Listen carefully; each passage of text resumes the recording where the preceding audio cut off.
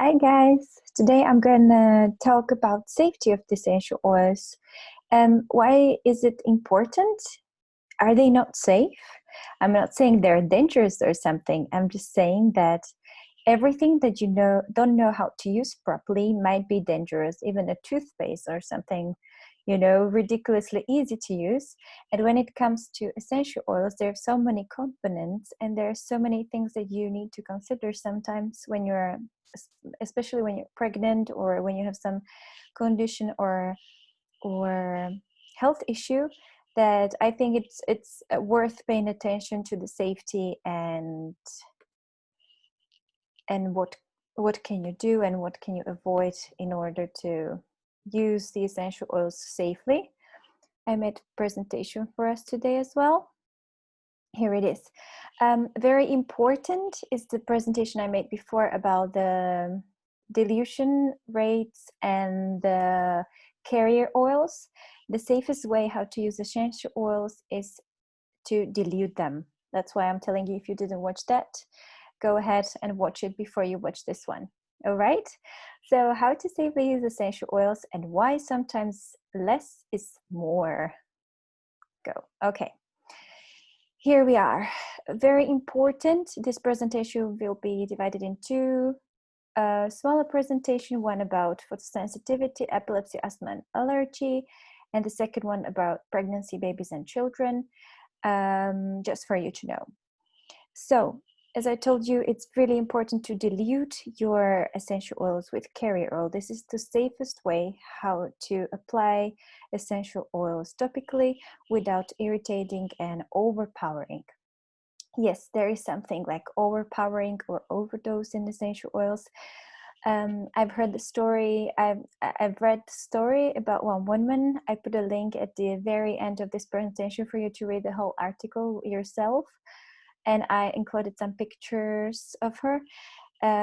What happens if you use, I don't know, she used 7 different essential oils for some different reasons, and she used them for a longer period of time, and then at some point her body said, "Oh, it's just too much," and I will tell you how in a minute.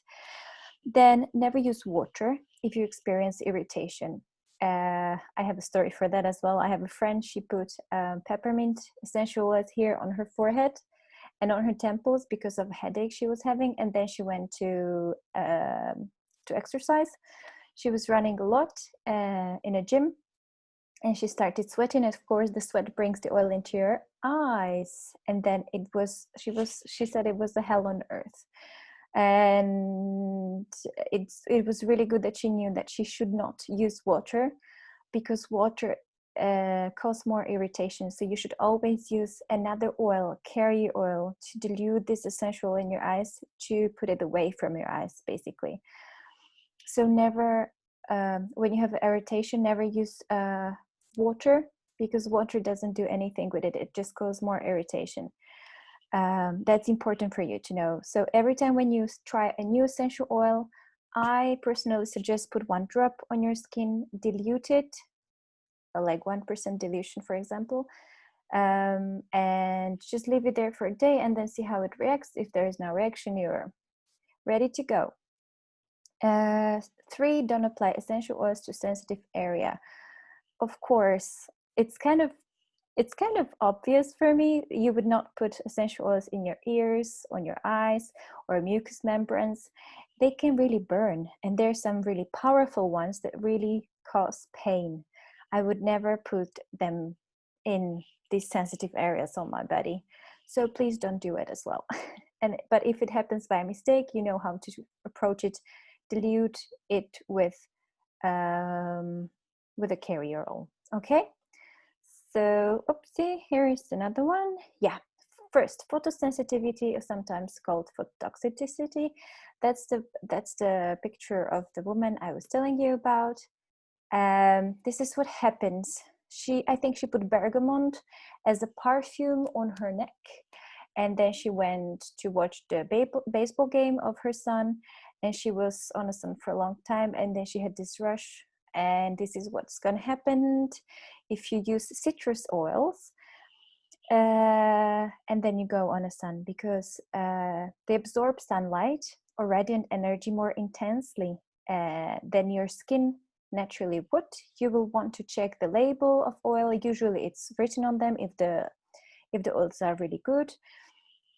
It should be there by the regulation, and it should be said that it contains something, the warning to avoid the sun up to 12 hours after application. I think bergamot is even 24 hours, if I'm not mistaken.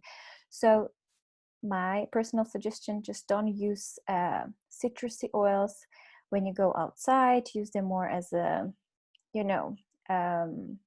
nighttime care, or cover, if you put them on your skin, cover it with your clothing or do something like that.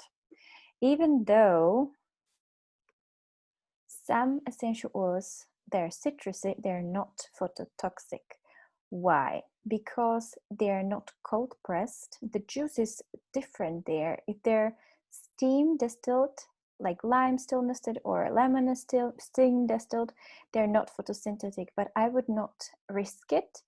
But if you have one that is literally said there, steam distilled lime, it might be they're not photosynthetic.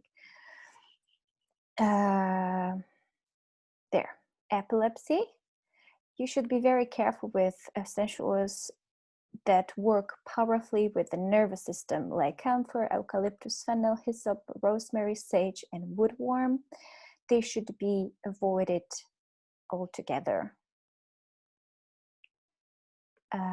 Asthma. It is probably safer to use essential oils topically, not from inhalation, because of the way that you breathe your essential oils in. Best essential oils, according to my research, is eucalyptus, lavender. There is a typo anyway. Sorry about that. Pine, camphor, and peppermint. These are the ones that I've researched that these can loosen asthma's grip a little bit. Feel free to use them. It's breathe again. You can put in chest and neck, or RC. This is this powerful mixture of eucalyptus for you to breathe better. Or Colorado Azul. I've never tried this one, and Valerie, it's really good as well, that I've heard of.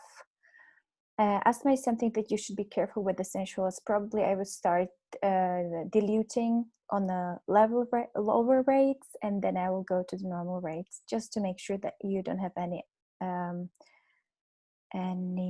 reaction you don't want. And then we have allergies.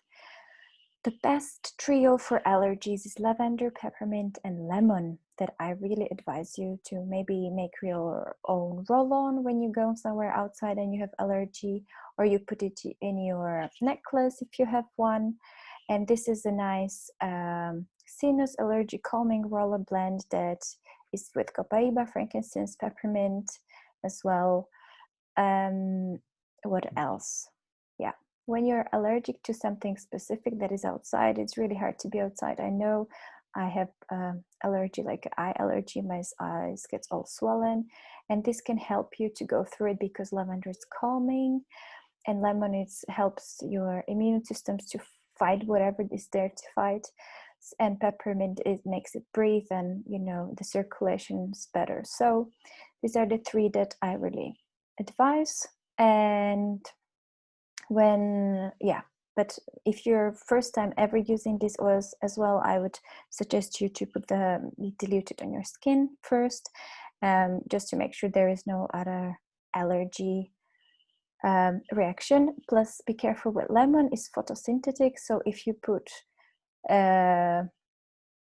lemon somewhere on your skin, then go outside. Like, I don't know, some people put essential oils on your palms and they breathe it in, but if you put palms on on the sunshine, then you can get a rash. So be careful how to and where to apply these essential oils, especially after when you go outside. Okay, super. So the next one is going to be pregnancy and the babies, and I'll hopefully see you in a bit.